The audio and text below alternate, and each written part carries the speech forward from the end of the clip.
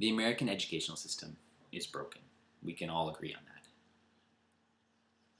The educational system is set up as a banking model.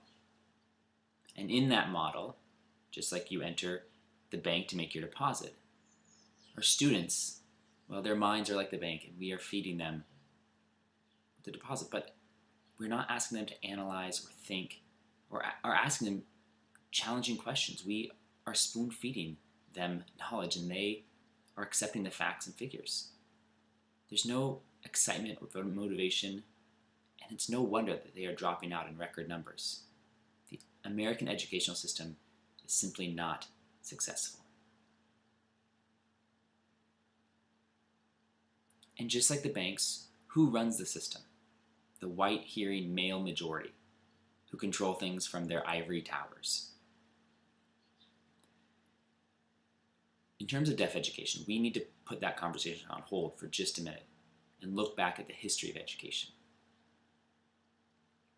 Public education came into being with three goals. The first was to encourage the assimilation into the majority population. The second was to create a populace of subservience, those who would obey. And the last goal was that of creating a culture of consumerism. Now, in the 18th century, when the Industrial Revolution was at its peak, mass production was critical. Now, with mass production, that requires mass consumption. Imagine making all these things with no one to buy. They all go to waste. It's a balance. But the goal is ultimately to profit. Those in power wanted to profit.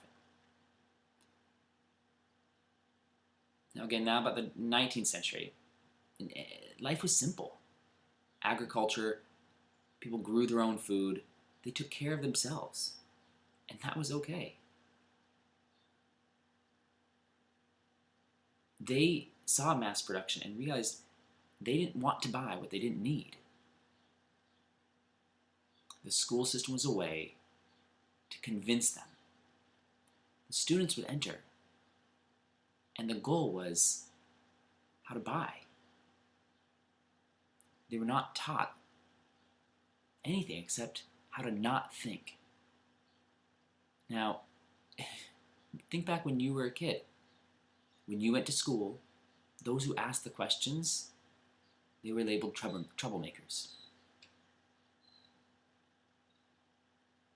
So by teaching them not to think, they create a culture of consumers who simply take in whatever shows up. And that was ultimately when the brilliant idea of marketing came into being. How to convince people to buy things that were trendy and popular, but ultimately unnecessary. Now, those policies and the systems, they weren't set up by the government. They were set up by the elite, the rich. With the two groups, one was the Rockefeller Foundation, and the second was the Carnegie Institute.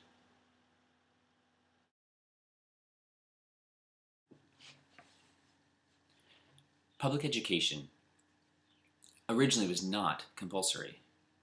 You decided whether or not you wanted to go. But the policy to establish compulsory education, that made this system intentionally, by design, a place where the students' inner fire, their natural curiosity and excitement could ultimately be taken away and allowed them to be more easily controlled. Now, there's a researcher named Inglis who identified 6 of the main features of education. 3 of those in particular match perfectly what's happening in deaf education.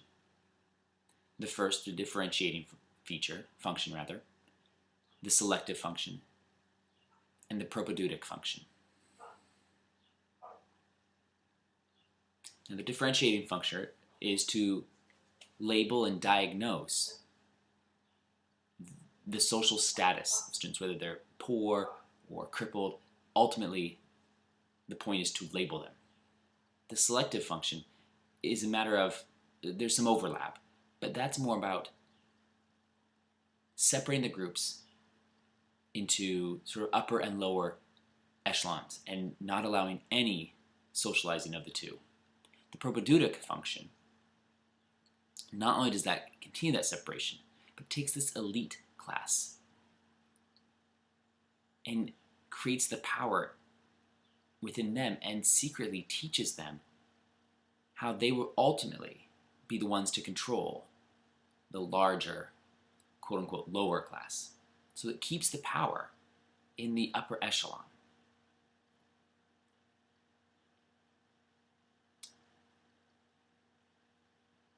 And not only that, but it then creates a larger working class. And eventually schools become a place of chemical experimentation. Those who are considered out of control or who have behavioral issues are given drugs like Ritalin. And tests are performed with different medicines to control. Remember, the ultimate goal at its core is controlling the masses. Standardized testing is another way to measure and tweak to adjust that control. There are different behavioral experiments, and the school ultimately becomes a lab. Up to now, we've discussed public education, its roots in the Industrial Revolution. And now we can look at deaf education, its beginnings, and how it eventually collides with public education. So if we look back at the 1790s during the French Revolution, during that time period it was the monarchy and the church ultimately who were in control of knowledge and information. The common people, if they wanted that information, went to church, but they were not in control. Fed up with this system, they eventually revolted and brought down the monarchy and the church. With no one to control that knowledge, what happened was that schools began to crop up. Essentially, they were teacher training colleges. The students went out and became teachers. At the same time, in Paris, France, the first deaf school in the world was established, Saint-Jacques. Jean Mousseau, Abbé Lepage, and Laurent Clerc were all part of that school being set up. And there's also a man named Jean-Marc Itard, who some have called the father of audiology. And he worked at the deaf school in Paris and conducted experiments on the deaf children.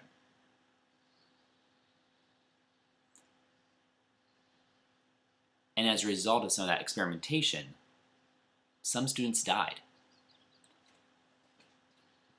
He recorded his findings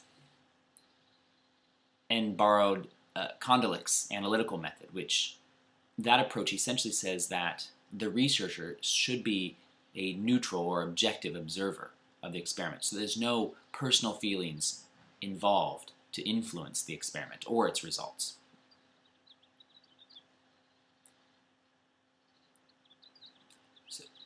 So those teaching colleges, Itard went and lectured to them about how to teach deaf mutes to speak and to hear.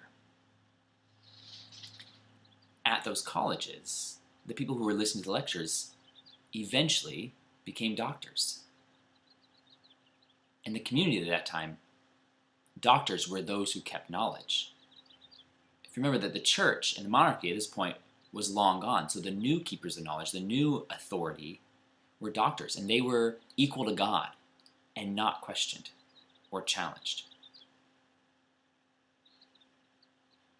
So when those students became doctors,